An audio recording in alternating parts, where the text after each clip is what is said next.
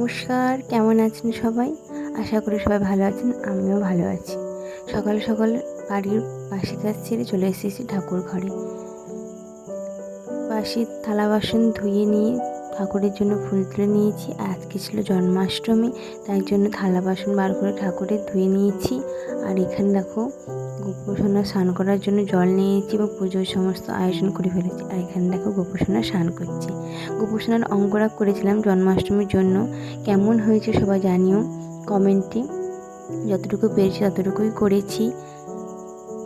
আর এখানে গোপুসোনার জন্য নতুন ড্রেস এবং নতুন জিনিসপত্র এনেছিলাম, সেগুলো নিয়ে শৃঙ্গার করে নিলাম এবং বাঁশিটাও দিয়ে, যেহেতু আজ জন্মাষ্টমী তাই জন্য আমি উপোস রেখেছি। আর পুজো হবে রাত 12টার সময়, যখন গোপাল জন্মগ্রহণ করেছিল 12টার সময় পুজো হবে, তাই জন্য সকালবেলা যেরকম নিত্য পুজো হয় সেই পুজোটা সেরে নিলাম।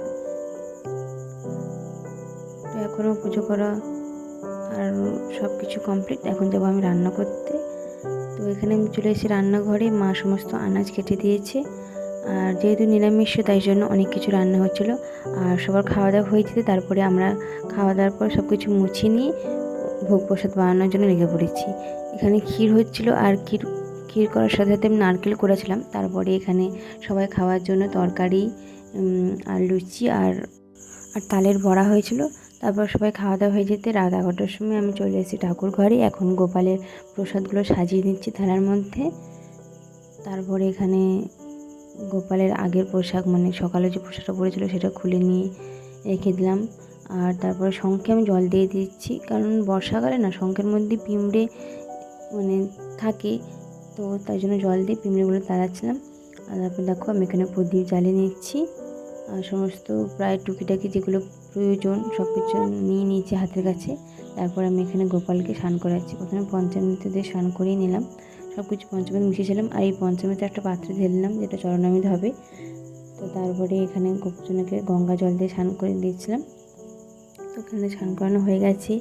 গোপুসোনাকে মুছিয়ে দিয়ে মুছিয়ে নিচ্ছি। আর যেহেতু এখানে ঘি ছিল তো গোপুসোনা গাটা খুব তেলতেলে হয়ে গেছিলো। তারপরে এখানে দেখো গোপুসোনাকে শৃঙ্গার করে নিচ্ছি। যেহেতু সিংহাসনে বসালে গোপুসোনাকে হাত দিয়ে সাজাতে আমার কষ্ট হয়, অনেক দূরে হয়ে যায়, তাই জন্য আমি কোলে বসেই সবসময় শৃঙ্গার করি। এখানে সব কিছু পরিয়ে নিচ্ছি গোপুসোনার জন্য, যা যা এনেছিলাম নতুন, যেহেতু ওর জন্মদিন তাই জন্য। আর এবছর না আমার গোপুসোনার 2 বছরের জন্মদিন। তো আমার বিয়েরও 2 বছর হলো আর গোপুসোনারও 2 বছর জন্মদিন হলো। তো বিয়ের পরপরই আমি গোপুসোনাকে এনেছিলাম। জানি না কি মনে হয়েছিল গোপুসোনাকে আনি, তো গোপুসোনাকে এনেছিলাম। আর এখানে দেখো রজনীগন্ধার মালা এনেছি, সেটা পরিয়ে দিচ্ছি, মানে আমার বর এনেছে। আর রজনীগন্ধার সেন্ট শুনে না বিয়ে বাড়ির কথাই মনে হয়। তারপরে এখানে সব কিছু প্রসাদ সামনে ধারে নিয়ে নিয়েছি। আর তারপরে পুজো করে নিচ্ছি। এখন 12টা বাজে, আর আরতি করছি।